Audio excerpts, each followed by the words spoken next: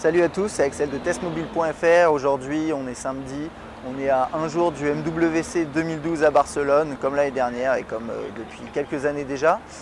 Et il fait un peu froid d'ailleurs, pas comme l'année dernière où c'était un peu plus agréable, mais bon, ça, ils sont encore en train de préparer le MWC, enfin le show, en train de monter certains stands, etc.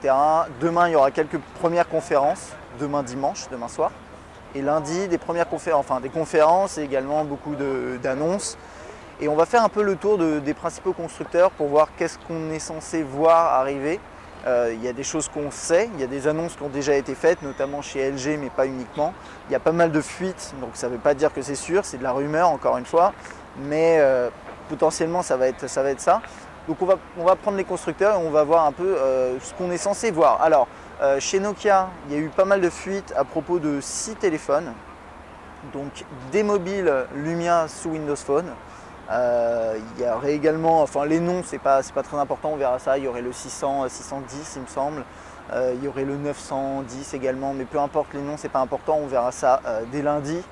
Il y aurait également le successeur potentiel du N8, donc 808 PureView. En tout cas, il y aura le nom PureView dedans, puisque Nokia d'un l'a déposé, et de deux a fait un teasing avec une vidéo sur ce nom PureView, et qui serait un appareil en fait avec un excellent appareil photo, un excellent mode vidéo. Donc on a hâte de voir ça, c'est très intéressant. On ne sait pas encore s'il sera sous Symbian, c'est probable, mais c'est pas sûr encore, donc on verra.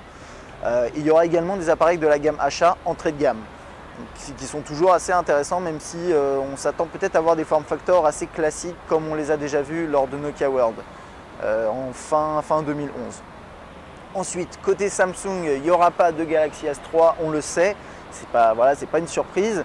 Il sera dévoilé normalement un petit peu avant l'été pour une date de commercialisation assez proche de la date d'annonce finalement. Donc ça, on met de côté. On aura par contre des appareils plutôt entrée de gamme, moyenne gamme, notamment sous Android, donc avec le Galaxy S Advance. On aura du Ace 2. On aura la possibilité de voir aussi le Ace Plus, qui a été annoncé il y a un petit peu plus de temps, mais qu'on n'avait pas encore découvert, enfin manipulé au moins. Et ça, toute la série Ace, c'est quand même intéressant parce que c'est des appareils qui ont bien marché commercialement, le premier Ace en tout cas, donc on a hâte de voir ça. Il y a également le Galaxy Mini 2. Il y aura comme ça des successeurs de mobiles qui existaient déjà pour 2011. Il y aura également des appareils entrée de gamme, le Star 3. Il y aura des terminaux dual SIM qui s'appellent les Duos. Donc ça, c'est toutes des variantes, par exemple du Star 3, etc. Bon, ça, c'est du entrée de gamme, on verra ça dès lundi. Ensuite, chez HTC, il y a eu quelques fuites autour d'appareils qui s'appelleraient le One S, le One X, potentiellement un One XL. Tout ça, c'est des appareils sur Android assez bien équipés. Donc on verra ça. À mon avis, ça va être pas mal du tout. Mais en termes de design, c'est pas encore très original. Ça a l'air de ressembler à du HTC comme on a l'habitude de le voir. Mais normalement, ça devrait être assez performant. Et au niveau de la surcouche et au niveau de l'interface, ça devrait être pas mal du tout. Panasonic, là je l'ai en tête, a annoncé le Eluga, qui est un appareil qui a l'air bien également parce qu'il a des specs intéressantes pour un visiblement petit prix. Donc on verra ça. ZTE qui a dévoilé le Mimosa X. On verra ça également. On a LG qui a quasiment annoncé tout son line-up avant le MWC, donc avec une nouvelle gamme, série qui s'appelle Optimus L, avec le L3, L5 et L7 qui ont des designs très carrés. D'ailleurs, ça a l'air d'être la nouvelle tendance de LG en termes de design, on va voir ce que ça vaut. Et finalement, dans le même type de design, il y a le LG aussi Optimus View, plutôt Vue d'ailleurs, qui est un concurrent direct au Galaxy Note avec un grand écran 5 pouces, un ratio 4/3, et un système de stylet, on va voir ça. Il y a également le LG Optimus 4X HD qui est le terminal haut de gamme, super bien équipé, super bien spéqué de chez LG. On va le découvrir et à mon avis il va être vraiment très agréable, très sympathique à utiliser. Et pour finir, le successeur au LG Optimus 3D, le LG Optimus 3D Max. Il y a aussi sa version Cube pour la Corée, on va voir ça, je pense que ce sera le Max qu'on va découvrir. De toute façon, les deux appareils sont très similaires. Ensuite, on a également Sony. Donc Sony, on connaissait déjà le Xperia S, on va le découvrir un peu mieux ici. On l'avait déjà pris en main, peut-être qu'on va découvrir un petit peu plus parce que c'est vrai que c'était un prototype, le premier appareil qu'on a découvert. Ensuite, il y aura normalement le Xperia U, qui est une version entre guillemets miniaturisée, enfin plus petite du Xperia S, avec le même design, avec la barre transparente en dessous, ce genre de choses. Donc ça va être intéressant, je pense. Côté Sony, c'est à peu près tout ce qu'on a vu en fuite pour l'instant. Il devrait y avoir d'autres choses.